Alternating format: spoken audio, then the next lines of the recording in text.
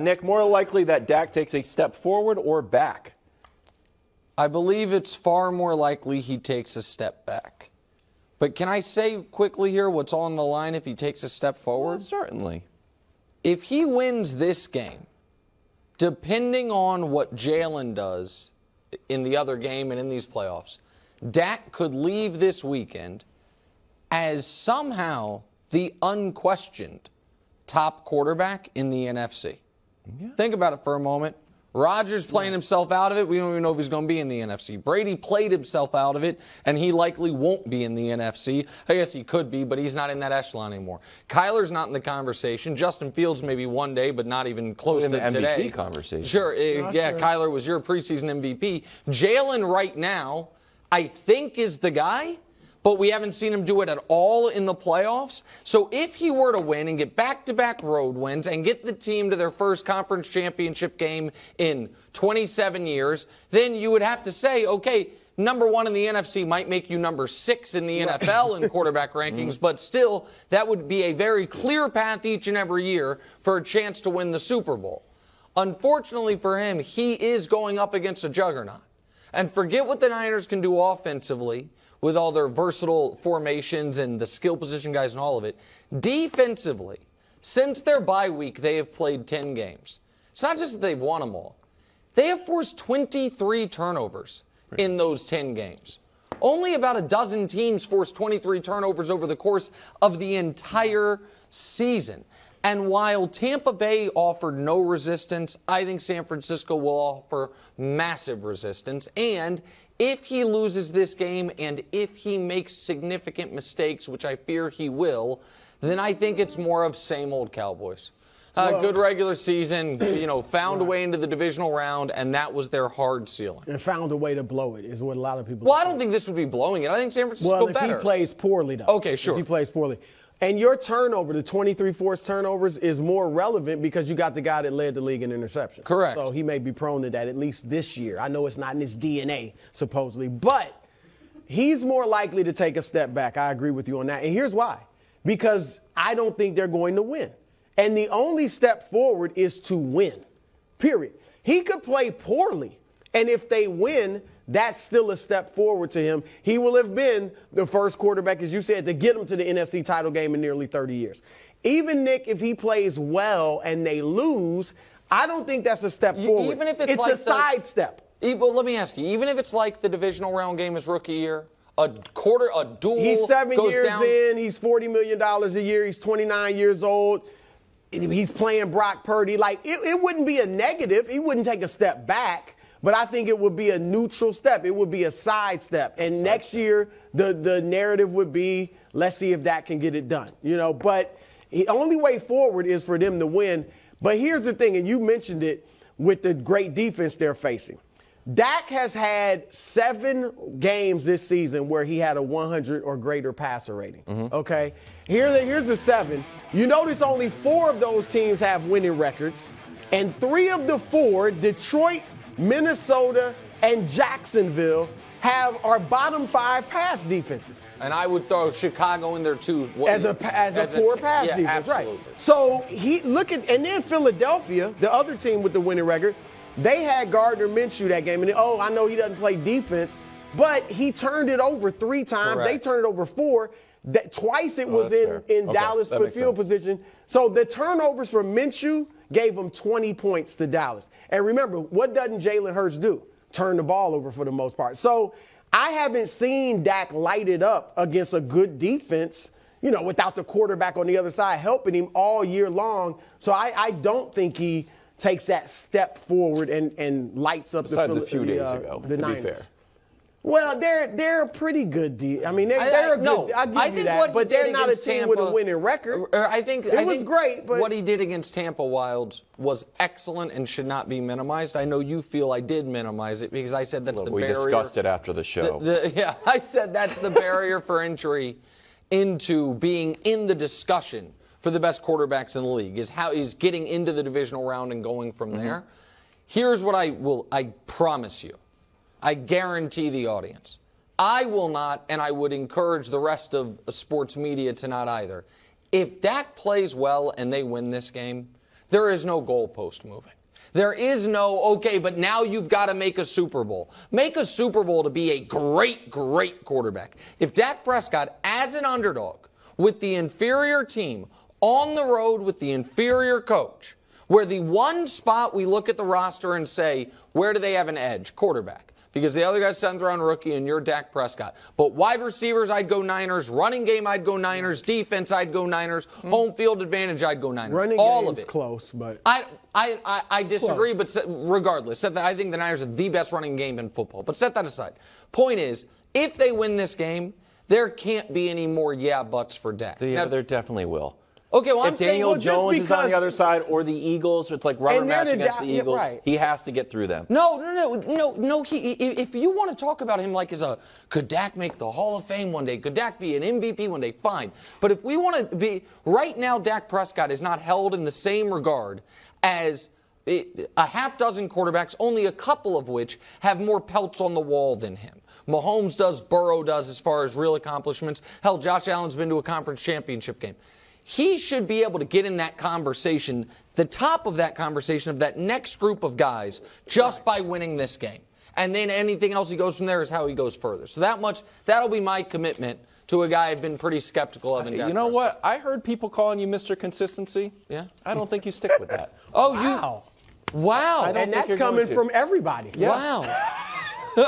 I just don't like if he has to beat Daniel Jones. Like, Dak's playing with house money. No way. All right, you're Mr. Consistency, but you're going to put yourself in a bad That's a good spot. point, though. If he met Daniel, I hear you.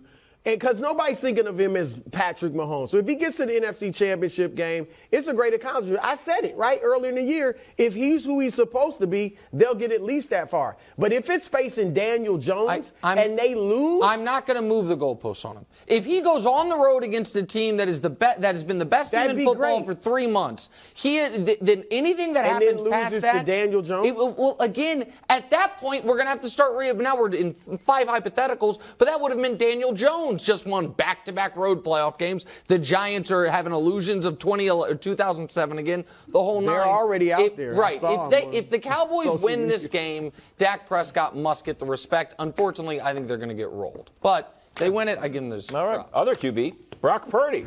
Do you expect the pressure to finally catch up with Brock Purdy? No, I don't think there is pressure for him in this offense, in this situation.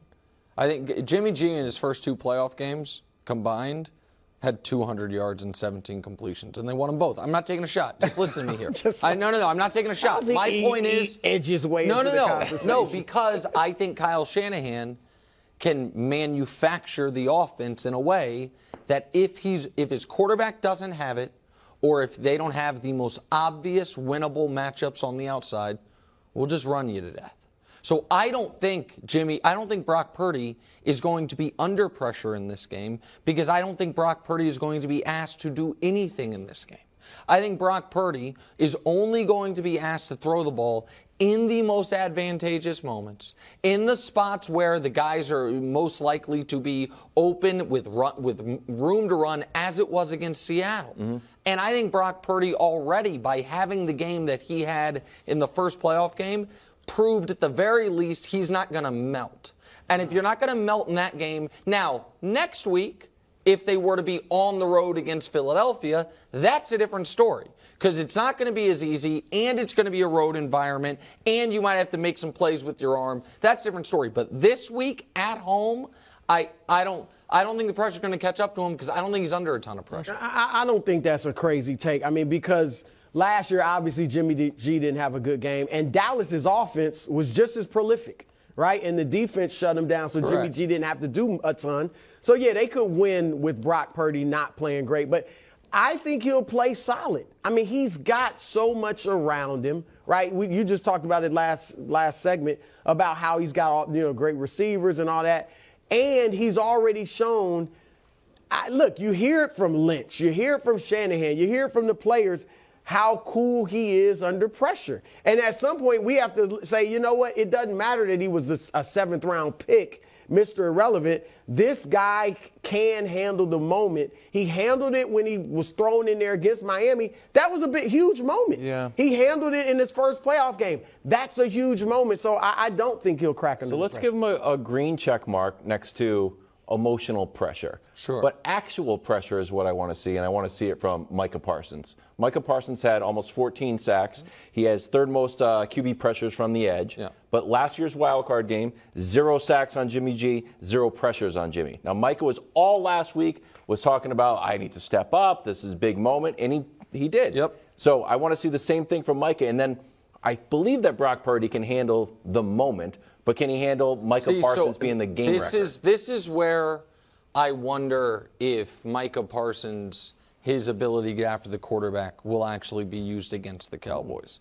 This is where I really do think the coaching edge is going to be dramatic and instantly obvious. And it is, by the way, an interesting spot, right? Kyle Shanahan running the offense for San Francisco. Dan Quinn running the defense for Dallas. Yep. Those two guys were the two coordinators on this, or the head coach and the coordinator on the staff that blew the Super Bowl in Atlanta to you guys in New England. And I think that if you guys, the last time San Francisco lost, it was to the Chiefs. And what the Chiefs did was do all that pre-snap motion, and then any running plays were run at Nick Bosa. And what it did was, once you do that 4 or 5 times, it makes him pause a moment before he attacks the quarterback, and then Mahomes was free to go, and he had a monster second half. I think that's what they'll do to Micah. I think Micah, they might use the fact that Micah is so hyped for this game against him, and you'll see Deebo Samuel around the edge, Christian McCaffrey out there, and so that's where, again, I think the coaching can minimize the Dallas talent. Remember, that's what Philadelphia did to him in their first meeting. Correct. Same thing, and it did neutralize him. All right. Article in The Athletic by Marcus Thompson II and Ted Nguyen saying, in part, McCaffrey is like the 49ers version of Steph Curry, one of the great offensive weapons in NBA history. As with Curry, McCaffrey's brilliance also shows up in the production of his teammates and how sensational the offense is when he's on the field. He exponentiates the 49ers' potency. There was video evidence of this. I thought it was a cogent point, and maybe you're a little bit jealous. Okay, Brew, go ahead. And I like Marcus. Look, I'm with Nick. When you look at the headline, you're like, Steph Curry's arguably a top 10 player all time. Yeah. Christian McCaffrey won't be a top 10 running back of all time. Just recently became the best McCaffrey in NFL history. Like, he's great, but he won't be a top 10 running back. The Niners are Steph's team, and Steph I'm not the Niners, the Warriors. Yeah. He created that culture. McCaffrey stepped into an already solid culture. So that's where I was like, this is ridiculous. But that graph you read is like one of, I think, 2 paragraphs in the entire story that they make this comparison. The story's not really about he's their Steph Curry. All it is saying is that just like Steph draws so much attention from the defense that it opens things up for his teammates, that's what McCaffrey does. So that's legit. Okay. Yep. But obviously he's not. But no, by the way, I like basketball, football, basketball comps. And even if we want to keep it to Bay Area, we want to keep it to Niners, Warriors. And hell, we could even keep it to a player they traded for. It is Andre Iguodala is who Christian McCaffrey is. A guy who took on a slightly lesser role after being the focal point of a bad team to join a team that was becoming a great team that already had stars around him and can do a little bit of everything. You need me to play, McCaffrey's not playing defense. I don't think Iguodala's good enough. I think... Okay. I mean, with all due respect to Andre. 7 years ago, I think he was. Or 6 years ago, I think he was. And Steph Curry is a transcendent unicorn of a player that changed the game.